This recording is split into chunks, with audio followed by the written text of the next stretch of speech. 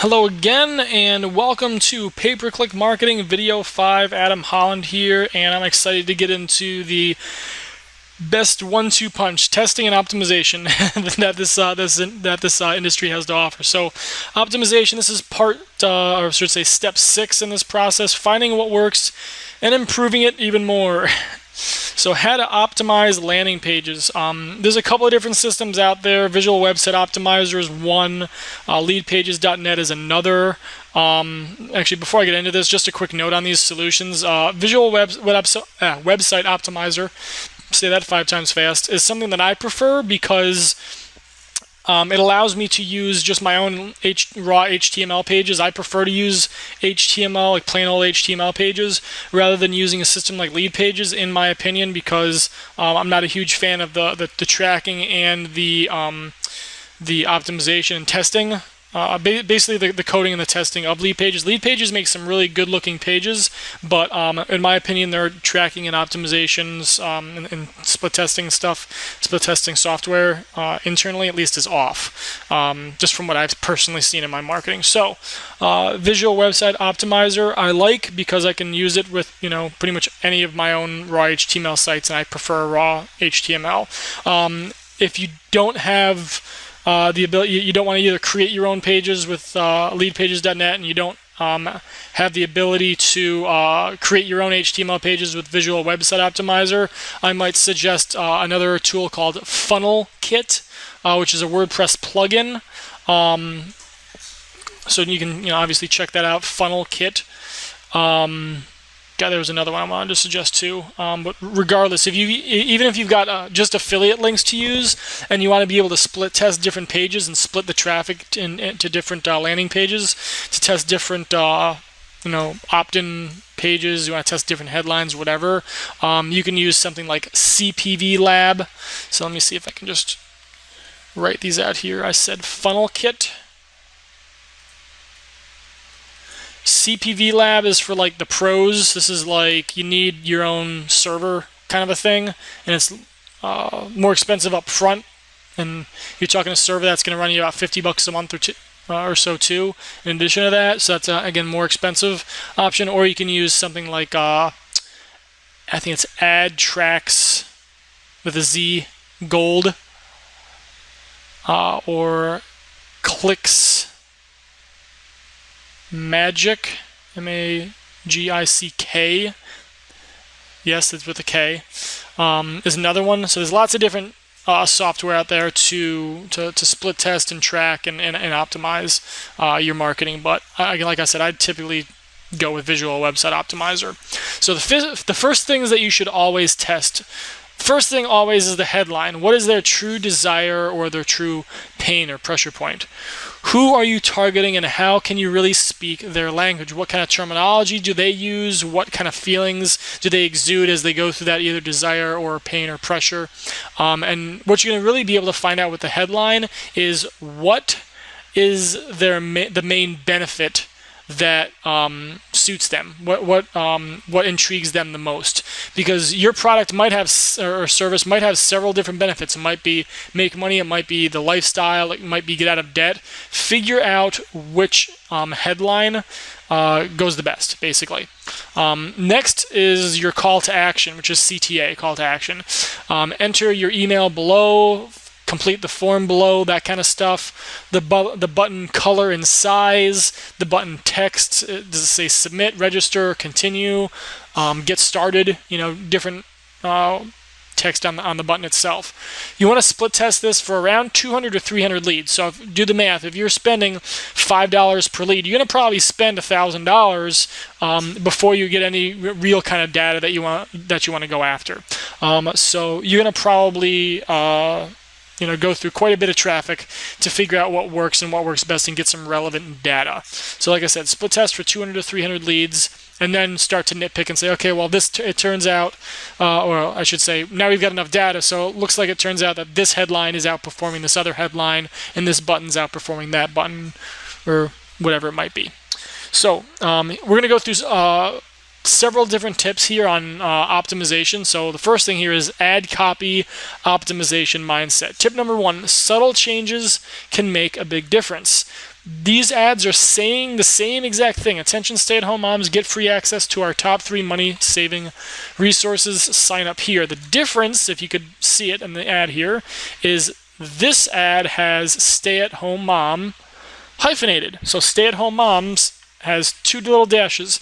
And if you look at some different stats, you might have found that this ad here on the top was getting a 0.7% click-through rate, and this one's getting a 1.0% click-through rate or something like that. So again, and I don't mean to be like hypocritical and say like, well, I said click-through rate doesn't matter, it's all about getting the sign-ups or whatever, and you have to look at that as a whole, but you'd be surprised the difference that you see on those ads. Next example, need BizOp traffic. Get access to our best traffic source here. And then you can see yourwebsite.com or www.yourwebsite.com. Again, you'd be very surprised to see what kind of a difference these little subtle changes can make in your ads. Ad copy optimization mindset. Tip number 2, keep looking for what I like to call trigger points for your market. Hint, they can change over time depending upon the season, time of day, year, whatever it might be. So, quick example, you can actually set up your ads to run at different times. So you might have an ad that runs 6 a.m. to 6 p.m. during the day. Attention stay-at-home moms, kids napping or at school, make $12 per hour in your spare time. Can you see, because of the time of day, they might be more apt to actually see that and relate to it. And the ad that runs the rest of the day is kids busy sleeping or playing, make $12 per hour in your spare time. So again, at night, the kids might be over at somebody else's house, or they're out playing, or they're asleep already, or whatever it is. So guess what? During that time, that might suit them better. Basically, that might get their attention better, and they might say, "Oh yeah, that is actually happening. Make $12 per hour in your spare time because the kids are busy, or they're away at school, or they're asleep, or whatever it might be." So we can suit the ad depending upon the time of day. Here's another example that your ad can change depending upon what time of year it is. January 1st to February 14th, really big for weight loss, really big time. Lose 10 pounds in 5 weeks, just in time for Valentine's Day, February 14th. Your weight loss solution, only $27. Again, buyer ad. Ad that runs April 1st to May 1st. Lose 10 pounds in 5 weeks, just in time for summer. That's literally the only difference. We change the time of year, Valentine's Day or summer. Your weight loss solution, only $27. Again, same thing, different time of year. Ad copy optimization mindset. Tip number 3, after you start to see what keywords are getting traffic, match the ad copy closer to what those keywords are implying. So we might have had a root keyword of birth control, and then the long tail keyword that we find we're getting a lot of traffic on is birth control for acne. Well, first of all, are we promoting the right solution? Or we are trying to promote maybe a birth control product, and now all of a sudden, how can we change our ad copy to more closely relate to their mindset? Now, instead of just sending them right to a main capture page or an order form or a CPA offer for birth control, now we're actually going to promote, hey, these are the benefits of this birth control solution and how they're going to help you or make sure that you don't get acne. These are how this birth control is anti-acne. So now we'll actually make headlines on that page that more directly answer this person's concern or question or objection or whatever it might be, because we found out that a lot of people are clicking on birth control for acne. If that makes sense. So another example, root keyword is muffin top. Well, muffin top could refer to a cooking product. So are you promoting a cooking product or a weight loss solution? Are you promoting a recipe book on how people can make fabulous, tasty muffin tops at home in 15 minutes of cooking? Or are you promoting a weight loss solution because a muffin top refers to the fatty skin that overlays somebody's jeans? So the fat that's actually pouring over the top of their jeans because their jeans are too small, that's a slang term used as muffin top for that. So what are you promoting? Cooking product or weight loss solution? How can you change your ad copy to be more specific to that particular keyword? Again, food for thought. Oh, you see what I just did there? That's terrible. My corny sense of humor is coming out finally. So next up, we did ad and copy optimization. Now let's do some keyword optimization mindset.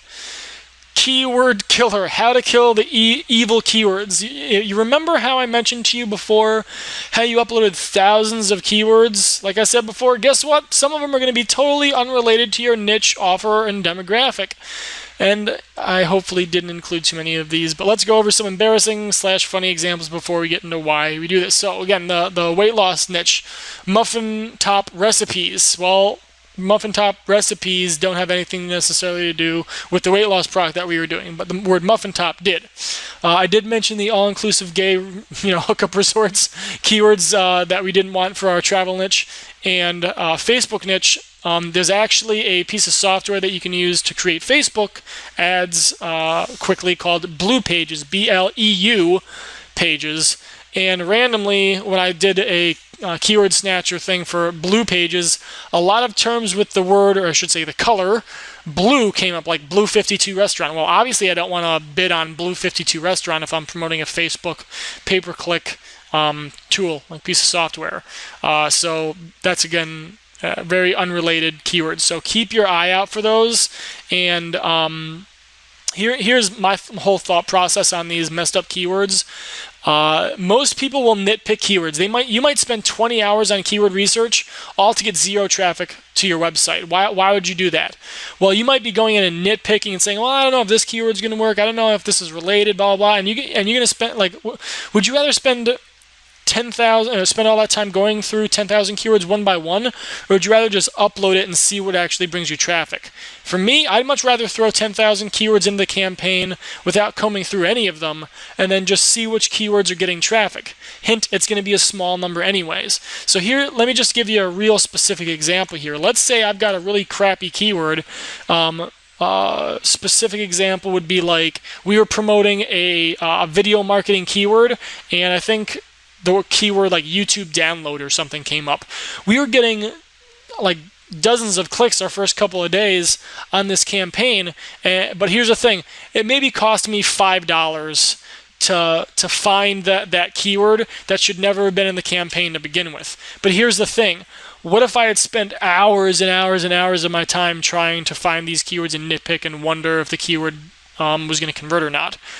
To me, it's much more worth it to drop $5 over the course of 2 or 3 days and then look at my reports and say, oh, well, that keyword isn't going to work.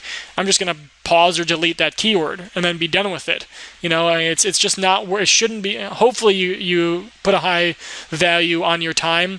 It's not worth it to go and spend all that time manually combing through keywords. Screw that. Just go ahead and throw all 10,000 keywords in there, delete the keywords that give you errors, run the rest through the campaign, throw that $5 or $10 a day budget on there, and see which keywords give you way too much traffic that doesn't give you leads, and then turn them off. It's a much easier way to go about it, and that way you can spend your time following up with the leads that you are getting, and spend your time doing much more money-getting type activities. So like I said, I kind of went through this example already, but would you rather spend 20 hours nitpicking or $5 to $20 to find out which keywords you need to delete? I prefer the latter. This is why our initial budget is only $5 to $10 per day, and the first few days' budget usually gets eaten up by non-converting crappy keywords like that might not even be related to your niche. So what do we do with these keywords that are getting lots of traffic and they're not necessarily converting for our offer or our niche or what have you? I couldn't come with a more tasteful term, so I just call this pulling out. So yes, I'm going there. So if you have a high traffic keyword that's not converting at all, pull out that high traffic keyword out of that campaign and reevaluate what offers might work with that keyword. Like if you're getting 5-cent clicks or 6-cent clicks to your website with this keyword, maybe there's a lot of traffic for that keyword, and maybe people aren't bidding on it because it's not converting, or it's because maybe they're not promoting the right offer. Maybe you're not promoting the right offer. So what offers might work with that keyword? Example, YouTube download or whatever it was did not work with our video marketing product or whatever that we were promoting. However, if I could promote some sort of a don't download, or don't buy views on YouTube, or I might go through this example on the next page. I don't. Okay.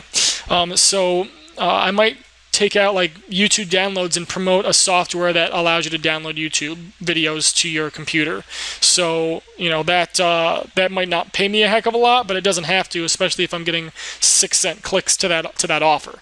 I might go and spend $6 to get 100 clicks and see if I get a sale out of it. And if I get a sale, I might get a $25 commission on it. So, that's a good way to quadruple your money right there. So again, finding the right offer. The problem is so many people would just delete the keyword. I'd much rather take that keyword and see if I can convert it with another offer. You've already put the time, money, and effort into finding this inexpensive little honeypot of traffic, right? So might as well get some money out of it. So like I said, if you found some traffic that's dirt cheap, analyze that keyword and figure out if there's another offer that you can put in front of that traffic, and maybe reword the ad. Basically take the keyword out, make another campaign, another ad group, and put those types of keywords in there and promote something completely different that might suit that marketplace better, if that makes sense. Next example of pulling out is a high traffic keyword that is converting, but it's not quite profitable. Pull that out and do some further testing. What are their intentions? Can the capture page be more congruent specifically to that keyword? And what I mean by that is, when I'm starting a new campaign, I might have one general keyword that I'm marketing. One general landing page that I'm marketing with all my keywords and all my ads to. It's just one general page. And then I find out that that specific keyword is converting, or they're kind of interested. How can I pull out that keyword and maybe use that keyword in my headline? So all of the keywords that are getting traffic related to, like I said, YouTube downloads, can I use the keywords YouTube download in my headline and then send that traffic from those keywords to that specific landing page? Because I can guarantee you that your opt-in rates are going to be much better when you do that. So again, can I put the keywords in its own ad group or campaign? Can I write ads specific to that keyword? So now you found a keyword that's getting traffic at a cheap cost per click. Let me pull out that keyword. I'm going to create a landing page specific to that keyword or set of keywords. And now I'm going to write ads specific to that keyword. And now you're going to go from something that might have been kind of working before, maybe getting you $5 per lead. That's how you turn a $5 lead into a $1 lead. And now you can go and get 5 times the amount of leads for the same cost, because you're very congruent across the ad, the keyword, and the landing page. That concept right there, that's going to save you tons and tons of money. So, scaling your campaigns. As you find the best ads, the best landing pages, the best keyword combinations, you're going to increase your budget in $5 per day increments every few days. One day you'll hit a budget where it doesn't matter what budget you set. There's just no additional traffic that's available. What I mean by that is you might go $10 a day, you go up to $20 per day, all of a sudden you're at $30 per day. Now all of a sudden your budget's at $50 per day, but for some reason, and the reason is there's no additional traffic, is you're only able to spend $25 or $30 a day. So when you increased your budget from $30 to $50, it doesn't matter. You could set your budget to $100 a day. Right now, you're just not going to get any more traffic for the existing bids that you have, and then the keywords that you have in there already. So what most people do in this case is they increase their bids, and that defeats the whole purpose of trying to get 5, 10, 15 cent clicks to your website. Don't increase your bids. You're going to mess everything up. Your average position, in my opinion, should stay around 3.5. 2.5 to 3.5 is really where I try and aim for my average position, because I don't want to bid too much for my keywords, but I don't want to bid so little that I'm not getting impressions of my ads. So what do you do from here? You're going to add more keywords. So continuous traffic growth. And my apologies, I know I speak at about 200 miles per hour. I'm originally from upstate New York. I just moved down to Arizona this last year. I'm just starting to kind of slow down and trying to get more into that southern vibe down here. So continuous traffic growth. Add at least one more ad group per week. You can even do 2 or 3 per week in the early stages once you've got those pesky, evil keywords removed from your initial ad groups. Do this by researching more about your market, come up with your base keywords just like we went through in the first, I should say the second video. Run them through the keyword multiplier, keyword snatcher, just like the previous training suggested. And again, you're going to be able to add 2,000, 5,000, 10,000 keywords into your different ad groups, into that campaign, week after week after week after week, until you're finally like, okay, I'm getting like, I think as many keywords and as much traffic as I can from Bing, and now it's time to move over to AdWords and get some real traffic. So let me take a quick breath here and get a drink. And now we're going to go into the differences between Bing and AdWords. There's lots of things to consider when moving from Bing to AdWords. And the biggest thing is do not just cut and paste everything into AdWords. AdWords ad groups are structured entirely different. You don't want to have 500 or 1,000 or 3,000 keywords in an ad group. You typically want to have somewhere between 5 and 20 if you can at all help it. Maybe if you have a whole bunch of long tail keywords, you might be able to shove like 50 to 100 in an ad group. But typically you want to group your keywords in a way that makes sense into ad groups that have 5 to 20 keywords. Now you might just dump and leave out a whole bunch of long tail keywords in this case, and you might go for just some of the more regular higher traffic keywords to start out with. Not a big deal, whatever. Just what I like to do is I'll still dump 200 or 300 keywords of the highest traffic keywords. But you basically put all your keywords into Google, see which ones have high traffic out of those keywords. And then take those higher traffic keywords and segment them out into ad groups that make sense. So basically think if you had a deck of cards and you wanted to separate out the decks of cards into just a pile of fours or just a pile of spades or whatever it is, obviously the 4 of spades could go in both piles, but put it in the smaller pile of just the 4s, whatever. So you're going to have some keywords that are going to be in large groups that got 15, 20, 50 keywords in there. You might have some keywords that only make sense to have 2 or 3 keywords in that ad group. How do you do this and do it fast? I use a service called WordStream, where I basically upload 200-300 keywords. I click go and it automatically does it for me. It's basically a no-brainer. They have a free version of it. Just search for WordStream Keyword Grouper on Google and you'll be able to find it. And I believe you can do up to 30 sets of like 1,000 keywords or something like that for free.